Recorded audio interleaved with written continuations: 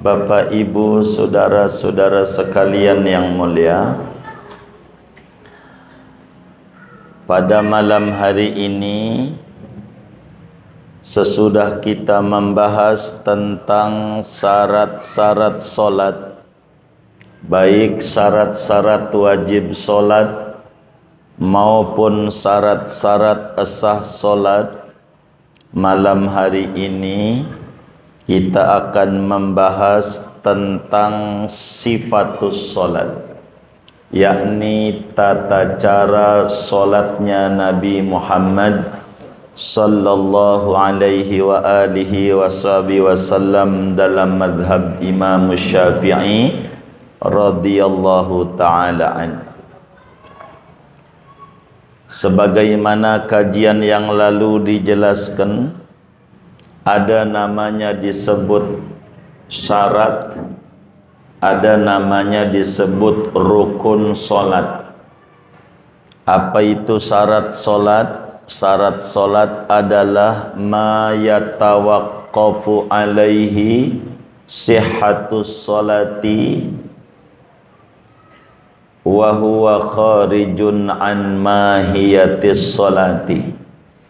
Syarat solat adalah perkara yang mana keasahan solat butuh kepadanya, perkara yang mana keasahan solat butuh kepadanya, namun adanya di luar solat.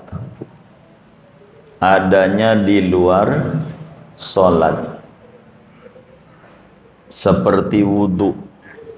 Wudu adalah perkara yang mana solat butuh kalau pengen sah ama wudu, tapi wudu di luar solat, bukan lagi solat wudu. Itu namanya syarat namanya. Mana lagi kalau rukun adalah ma yatawaqqafu alaihi sihhatus solati wa huwa juz'un minha. Yang namanya rukun adalah perkara yang mana solat kalau pengen sah butuh dia, namun termasuk bagian daripada solat. Itu rukun. Contoh sujud. Orang solat kalau pengen sah kudu sujud, dan sujud ini adanya sesudah takbir, sebelum salam. Artinya masuk pada orhan solat. Dua-duanya baik syarat solat maupun rukun solat, dua-duanya dibutuhkan agar supaya solat yang dikerjakan oleh kita itu sah adanya. Baik syarat sah solat maupun rukun solat, dua-duanya kudu ada. Dan kita udah pelajari itu syarat sah solat malam hari ini, dan beberapa malam selanjutnya kita akan mengkaji tentang rukun-rukun sholat. Yang menjadi masalah saudara, kenapa para ulama kalau ngomongin semacam wudu menyebutkannya fardu wudu, kalau ngomongin sholat menyebutkannya rukun sholat. Padahal antara rukun dan fardu sama-sama wajib dikerjakan. Fardu wudu wajib dikerjakan dalam wudu. Rukun sholat wajib dikerjakan dalam sholat. Tapi kenapa ulama itu membedakan redaksi? Bila dalam wudu namanya fardu wudu, dalam mandi namanya fardu mandi, dalam tayamum namanya fardu tayamum, tetapi dalam sholat namanya rukun sholat. Kenapa menyebutkannya rukun? Padahal tafsirnya juga ay furuduha, yakni fardu sholat. Rukun nama fardu dia juga. Kenapa dibedakan? Sebab antara rukun dan fardu ada titik perbedaan. Kalau fardu boleh dikerjakannya dipisah-pisah. Kalau fardu boleh dikerjakannya dipisah-pisah. Tidak mesti sekali gus langsung beres, enggak.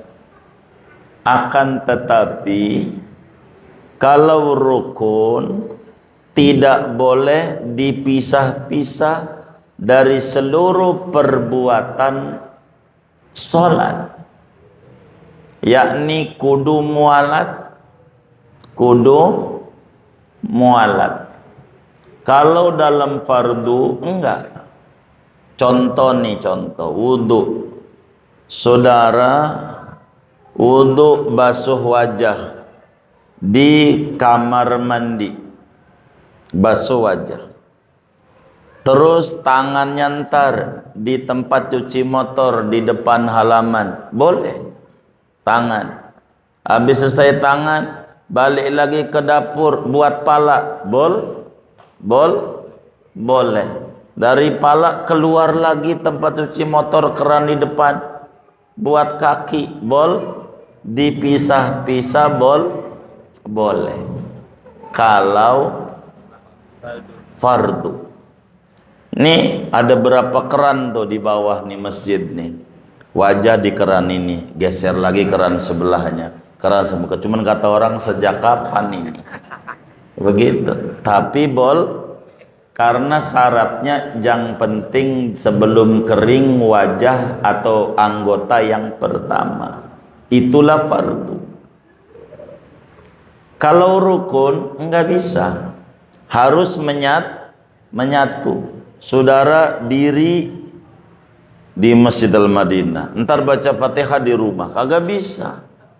Harus kelar dari takbir sampai salam, maka disebutnya rukun. Ada berapa rukun sholat itu, saudara? Di sini dijelaskan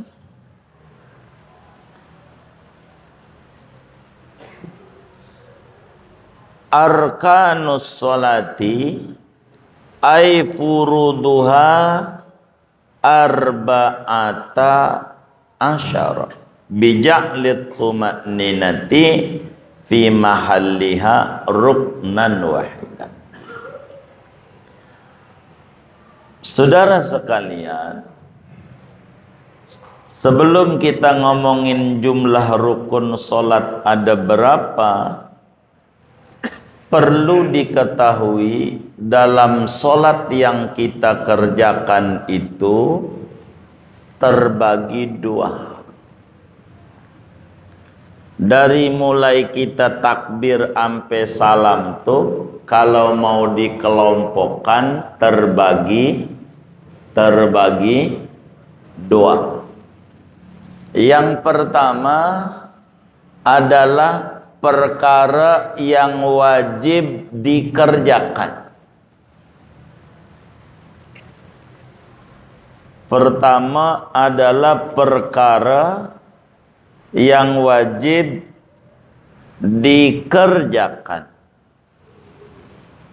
Ada berapa tuh yang wajib dikerjakan? Ada dua. Yang pertama dimulai dari sebelum sholat sampai salam sholat. Yang pertama dimulai dari sebelum sholat sampai salam sholat. Ini namanya syarat. Kayak wudhu, Sebelum sholat emang kudu wudu, ampe salam wudunya jangan ampe batal. Namanya disebut syarat sah sholat. Yang kedua, perkara yang wajib dikerjakan sejak permulaan sholat sampai salam, namanya rukun. Namanya rukun sholat. Jadi yang wajib dikerjakan ada dua. Ada syarat sah sholat, ada rukun sholat. Dua-duanya wajib dikerjakan. Kedua, ada perkara yang sunat dikerjakan. Kan ada dua kelompok sholat. Ada dua, ada tiga. Ada dua. Pertama, masa syarat sah nyatetnya kurang. Pertama, yang wajib dikerjakan. Yang wajib dikerjakan ada berapa? Ada dua, udah selesai. Dua-duanya A, B dah. Nggak ngerti satu dua A, B. Ya Allah, kayak bahasa Indonesia jadi. Yang kedua, perkara yang sunat dikerjakan dalam sholat. Perkara yang sunat dikerjakan. Jumlahnya ada dua. Pertama namanya sunnah abad sholat. Yang kedua namanya sunnah hayat sholat. Udah tuh. Ngomongin syarat sholat udah selesai. Kita malam hari ini ngomongin rukun. Ada berapa rukun sholat? Saudara-saudara sekalian, ulama beda-beda menyebutkannya terkait jumlah percis rukun. Beda.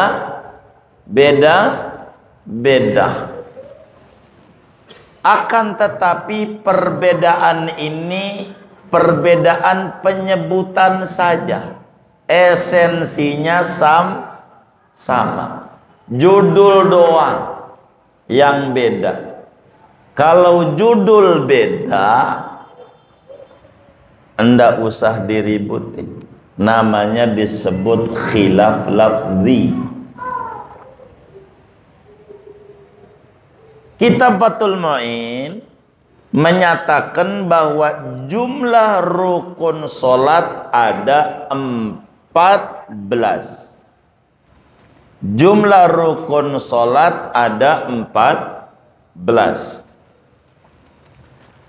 Bila 14 rukun sholat itu menundukkan yang ke-14-nya nih. Kenapa 14? Rukun yang namanya tumakninah ada 4. Tumakninah ada 4. Pertama ruku tumakninah. Kedua i'tidal tumakninah. Ketiga sujud tumakninah. Keempat duduk antara dua sujud tumakninah. Jadi tumakninah ada 4. 4 ini dibikin satu. Pokoknya tumakninah aja. Yang tempatnya ada 4. Jadi rukun sholat kenapa 14? Itu kalau sampai ada ulama mengata rukun sholat itu ada 14, kayak Fathul Mu'in, itu maksudnya tumakninah yang ada 4 dihitung 1. Pokoknya tumak di mana ke adanya. Yang penting nina. Jadi 14. Ada ulama menyebutkan rukun solat 13. Dan ini banyak ulamanya menyebutkan jumlah rukun solat ada 13. Kayak mana? Kayak kitab Minhajut Talibin Al-Imamun Nawawi menerangkan bahwa rukun solat 13. Kayak mana lagi? Kitab Muqaddimah Hadramiyah itu juga menyebutkan rukun solat 13. Kayak mana lagi? Kayak kitab Riyadul Badi'ah, karya daripada Syekh Muhammad Hasabullah bin Sulaiman, guru Syekh Nawawi Al-Bantani, menyatakan rukun solat ada 13. Kalau ulama mengata rukun solat jumlahnya 13, maksudnya tumaknina enggak usah disebut, tapi ada. Tumaknina enggak usah disebut, tapi ada. Ngitungnya begini, niat, nih ngitungnya nih 13, niat, takbiratul ihram, berdiri, baca Fatihah, ruku plus tumaknina. Angkanya nggak ada. Ruku plus tumaknina. I'tidal plus tumaknina. Sujud plus tumaknina. Duduk antara dua sujud plus tumaknina. Membaca tasyahud akhir, duduk tasyahud akhir, membaca solawat Nabi, membaca solawat Nabi, membaca salam, tertib 13. Tumaknina angka tidak ada, tapi ada. Itu yang disebut perbedaannya hanya kata-kata doang. Sebelum saya panjangkan, saya mau kasih contoh perbedaan ulama menyebut ini kayak saudara pakai baju. Kalau mau menghitung ada dua cara menghitung. Pertama dengan kata pakaian. Berapa orang ini memakai pakaian? Satu pakaian. Meliputi pici, baju, sarung. Tapi satu pakaian. Ada yang menyebutnya pengennya lengkap. Berapa? 3. Pici, baju, sarung. Ada yang mau nggak usah 3, 1 aja pakaian. Ini padahal itu juga, begitu maksud saya. Biar kita bisa memahami perbedaan penyebutan daripada ulama-ulama. Kalau ulama mengata rukun solat 13, itu maksudnya tumakninah ada, tapi enggak perlu dimunculkan angka. Begitu maksudnya. Jadi ruku di dalamnya ada, begitu. I'tidal di dalamnya ada tumakninah. Sujud di dalamnya ada, duduk antara dua sujud di dalamnya ada tumakninah. Itulah mengapa rukun solat ada ulama mengata jumlahnya berapa? 13. Itu berarti kalau 13 tumakninanya adalah hayatun tabi'atun lis solat. Jadi include saja, nggak usah disebut angkanya. Itu 13. Ada ulama kayak Fathul Mu'in menyebut rukun solat 14. Berarti tumakninanya disebut saja cuman sekali. Disebut saja cuman sekali, berarti 13 nambah 1, yaitu tumak-ninah. Begitu. Berarti jumlahnya 14. 14 jumlahnya. Ada ulama yang mengata rukun solat itu jumlahnya ada 17. Rukun solat tuh dikata jumlahnya ada 17. Ini kayak kitab Safinatun Najah. Itu Safinah tuh dikata rukun solat ada berapa?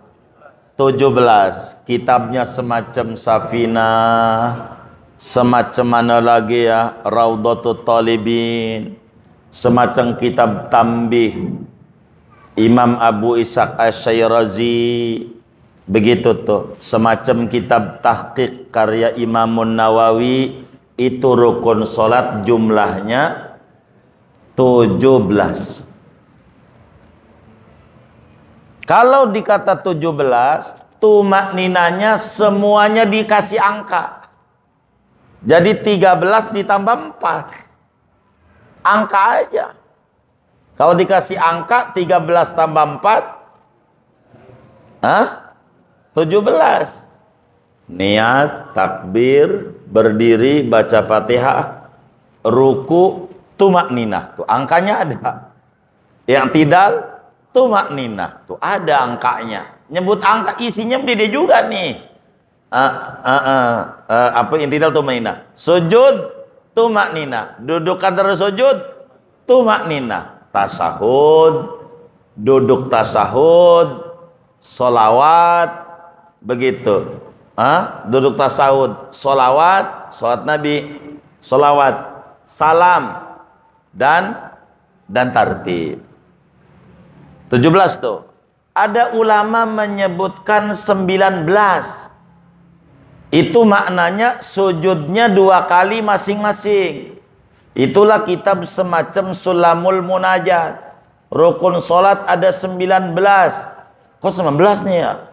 Itu maknanya rukun sholatnya sujud pertama tumak-ninah, sujud kedua tumak-ninah. Itu begitu aja, isinya sama. Ada ulama yang menyebutkan rukun sholat 18. Semacam kitab Fathul Qarib, Matan Taqrib. Itu nambah 1 kalau 18.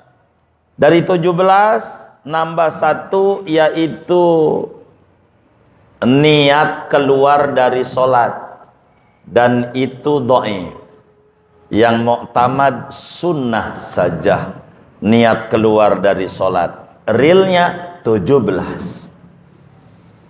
Ada ulama juga yang menyebut rukun sholat 18. Tapi bukan niat keluar dari sholat, tapi mualat. Semacam kitab Sittin Masalah Sayyidi Ahmad Az-Zahid. Rukun sholat 18. Ke-18-nya mualat. Mualat ini yang muktamad bukan rukun, tapi syarat. Anda usah disebut, 17 saja.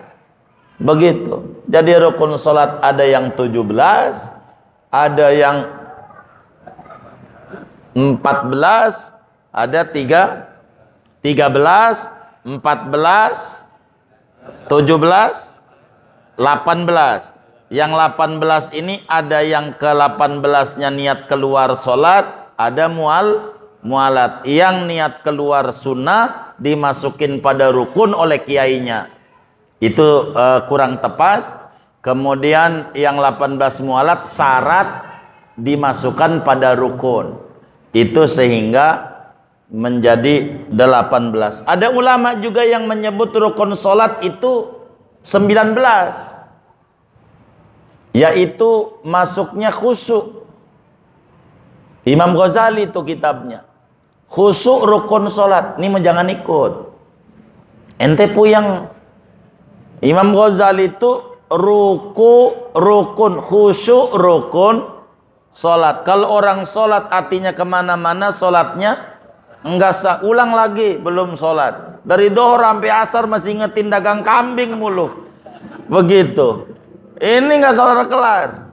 Itu mau tingkat tinggi itu. Yang muktamad khusyuk sunnah dalam sholat. Bukan rukun. Itu begitu. Imam Ghazali itu, saudara, menyebutkannya. Tapi Fathul Muin bilang, dengan bahasa beliau, rukun sholat 14.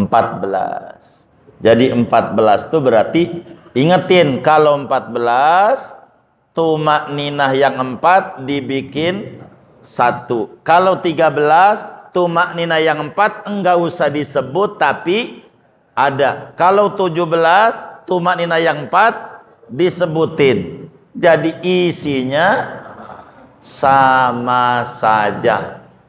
Kenapa saya harus terangin ini? Supaya saudara-saudara tidak bingung. Kalau nanti dengar lagi rukun sholat ada 17, ada 14, ada 13, yang benar mana? Muanya benar.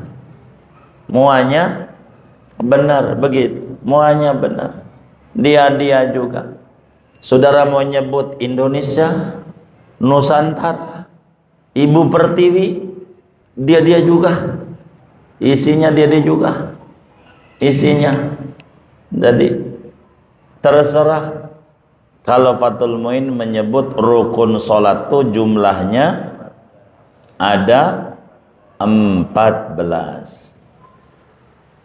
Saudara-saudara sekalian, dari 14 rukun ini dalam sholat, mau yang 14, mau yang 13, mau yang 17, semuanya ini dibagi menjadi 5 klasifikasi. Rukun sholat, mau yang menyebutnya 13, mau yang menyebutnya 17, mau yang menyebutnya kayak kitab kita Fathul Muin 14, digolongkan menjadi 5 macam.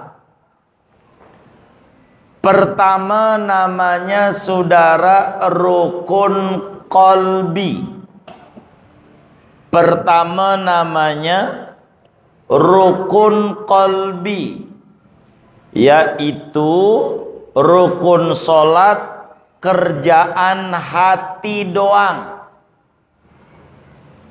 Rukun sholat yang kerja hati namanya rukun qalbi.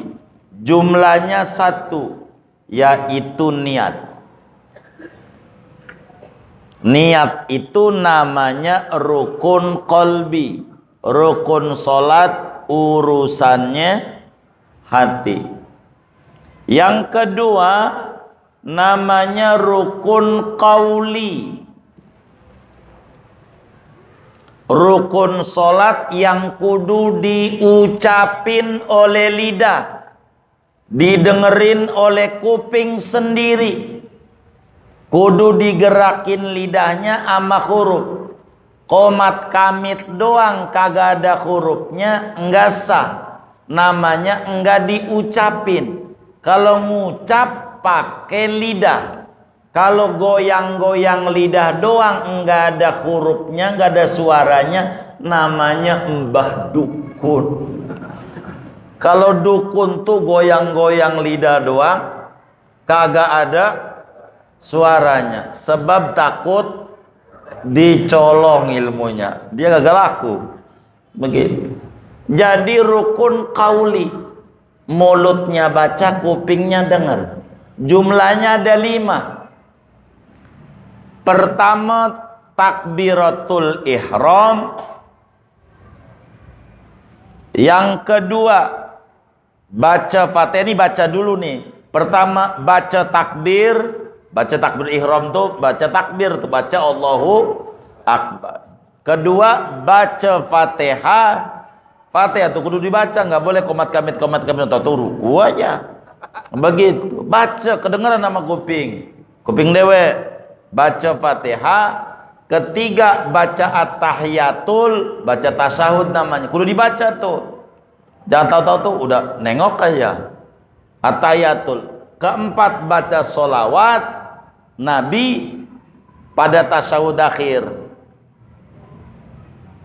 Gitu. Kelima, baca salam. Lima, ini namanya rukun qauli, diucapkan. Ketiga, namanya rukun fi'li, rukun sholat yang gerakan, ada gerakannya, itu namanya rukun fi'li, yaitu sisanya diri, ruku, i'tidal, apa dah tuh, sujud, duduk antara dua sujud, duduk tasyahud akhir, ya kan? Duduk salam, duduk nih, duduk. Ini nih namanya disebut rukun fi'li, ada gerakan, ada tindakan, ada kerjaan. Kemudian ada rukun i'tibari. Keempat, rukun sebutan saja. Sebutan saja. Dilihat mau kagak ada, kenyataannya kagak ada, tapi sebutannya ada. Itulah tumakninah. Tumakninah itu namanya rukun i'tibari. I'tibari itu kayak botak, saudara. Botak. Tahu botak? Hah? Botak tahu nggak? Apa botak tuh? Hah? Hah? Gundul tuh apa? Pala. Hah? Pala yang kagak ada rambutnya, namanya botak. Saya anggap saudara nih palanya nggak ada rambutnya nih. Anggap begitu. Saya pengen tanya, mana botaknya? Coba saudara unjuk. Pakai tangan. Itu pala namanya, bukan botak. Yang saya mau nanya, botaknya mana? Hah? Pegang. Hah? Hah? Botaknya mana? Hah? Hah? Iya, itu definisinya. Yang namanya botak nggak ada tumbuh rambut. Yang nggak tumbuh rambut namanya botak. Yang saya mau tanya, botaknya itu mana? Hah? Coba pegang sama saudara. Hah? Baru suruh pegang ya kok pahala. Pegang. Itu namanya pala. Saya suruh megang botak.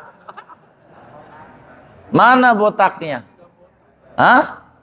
Anggap, makanya kan saya bilangin, bapak ini palanya botak, anggap begitu. Jadi anggap aja kagak ada. Nah, saya suruh pegang, pegang pala, coba pegang. Ah, baik, pegang botak. Itu pala lagi botak. Itu namanya botak tuh i'tibari. Dipahami ada, wujudnya enggak ada. Tumaknina itu asal Anda ruku baca tasbih sekali, namanya Anda sudah tumaknina. Mana tumakninanya? Ya ruku yang kelihatan. Makanya ada ulama enggak mau nyebutin kata tumaknina sebagai angka, karena wujudnya enggak ada. Tapi ada ngerti, namanya rukun i'tibari namanya dalam bahasa Arab. Begitu saudara. Kelima namanya disebut rukun maknawi. Apa tuh rukun maknawi? Tartib. Asal saudara ngikutin tuntunan yang ada, maka saudara disebut sholatnya tapi tertibnya mana? Enggak kelihatan. Sama secara makna itu udah tertib begitu. Wujudnya Enggak ada. Maka rukun solat ada 5. Ada rukun qauli, ada rukun qalbi, ada rukun qauli, ada rukun fi'li, ada rukun i'tibari, ada rukun maknawi.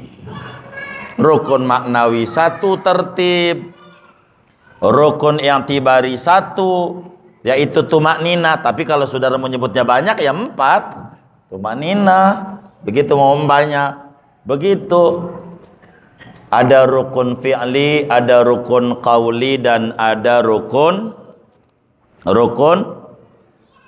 qalbi.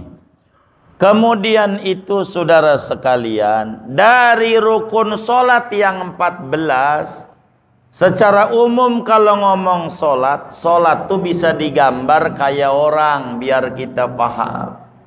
Solat itu kalau mau diwujudkan, dianalogikan kayak orang, kayak kita nih. Kita ini ada 4 unsur. Pertama namanya nyawa. Nyawa. Kita nih yang ngaji ada nyawanya enggak? Enggak ada. Inna-roji'un. Ada enggak? Oh ada. Pertama nyawa. Kedua kepala, ada kepalanya enggak? Ada. Begitu. 2 lagi, saya menyebut 2 itu. Ada palanya. Ketiga ada kakinya. Ada kakinya enggak? Ada. Keempat ada rambutnya. Ada 4. Ini nih penyebutannya beda-beda. Kalau dalam sholat, syarat sholat kayak wudhu sama dengan nyawa. Syarat sholat yang udah kelewat tuh wudhu, pakai pakaian gitu nutup aurat, begitu menghadap kiblat, itu ibarat orang nyawa. Ada orang sholat bagus bacaannya, rakaat pertama Al-Baqarah sampai kelar, begitu tuh sampai kelar. Rakaat kedua Ali Imran, cakep sampai salam, tapi nggak pakai wudhu. Sah nggak? Kenapa? Enggak ada nyawanya. Begitu. Kalau enggak ada nyawanya, udah enggak sah. Tuh begitu. Namanya wudhu tuh ibarat orang. Rukun yang 14 ini namanya dalam orang kepala. Ada orang enggak ada palanya. Buntung, hidup enggak? Hah? Enggak hidup. Kalau orang enggak ngerjain rukun yang 14 ini, pastikan sholatnya tidak sah. Tapi kalau enggak wudhu, pastikan sholatnya tidak jadi. Beda sama sah.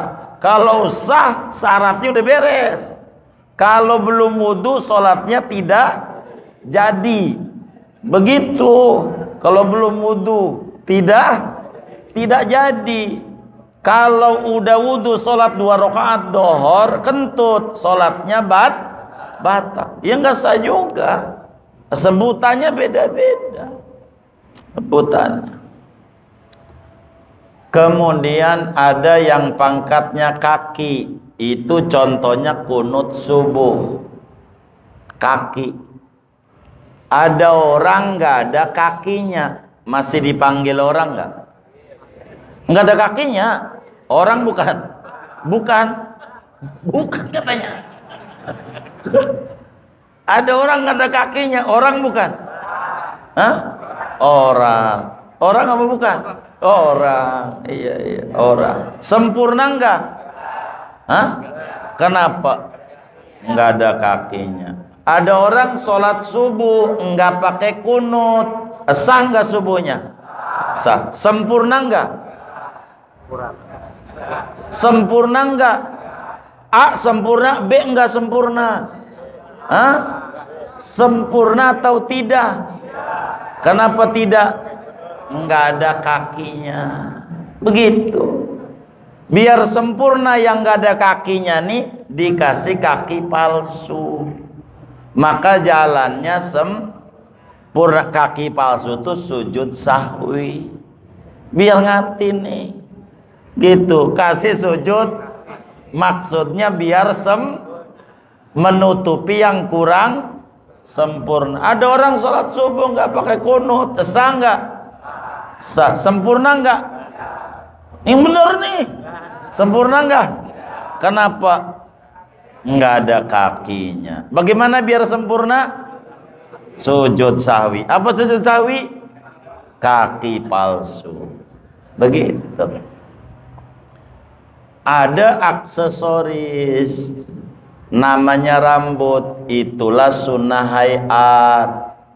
Sunnah hayat, baca tasbih pada ruku, pada sujud, itu sunnah hayat. Doa iftitah, sunnah hayat tuh doa iftitah. Begitu. Sunnah hayat itu kalau di orang namanya rambut. Rambut. Begitu, rambut. Sunnah hayat. Kalau orang laki namanya kumis jenggot namanya. Itu kumis jenggot tuh sunnah hayat. Ibarat sholat, kayak doa iftitah. Jadi ada orang laki nggak ada kumisnya. Orang bukan gitu. Nggak ada kumisnya. Orang bukan. Hah? Orang. Sempurna nggak? Ini yang benar nih. Sempurna. Hanya berbicara aksesoris kepantasan. Begitu. Kenapa disebut kepantasan begini, saudara? Liburan yang paling murah diantaranya ke Ragunan. Ada orang tua ngajak jalan-jalan sama anaknya. Anaknya super aktif, rajin nanya. Ya, itu apa? Jadi ada makhluk Allah, kumis ada, jenggot nggak ada. Kata si bapaknya, itu meong. Anaknya paham, kalau kucing tuh kumis doang, nggak ada jenggotnya. Oh begitu, kata anaknya. Jalan lagi. Kalau itu apa ya? Jenggot doang, nggak ada kumisnya. Kata ayahnya embe. Kata ayahnya kambing. Jadi anaknya paham, jenggot doang, nggak ada kumisnya, namanya kambing. Kata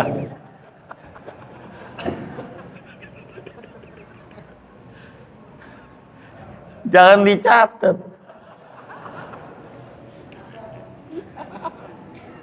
Jalan lagi. Anaknya nanya, kalau itu apa ya? Enggak ada kumis, enggak ada jenggot. Kata ayahnya, celeng anakku. Anaknya paham. Kalau yang celeng tuh kumis enggak ada, jenggot enggak ada, namanya. Oh begitu kata anaknya. Jalanlah, kalau itu apa ya? Ada kumisnya, ada jenggotnya. Katanya itu pawangnya, orang. Jadi pembeda aja kepantasan. Begitu saudara. Jadi sunnah hayat kayak rambut bagi laki-laki. Begitu saudara. Nah, rukun sholat kata kitab kita jumlahnya ada 14. Mana tuh yang 14? Ahaduha niyatun. Segini aja dulu lah. Nanti aja. Bisa.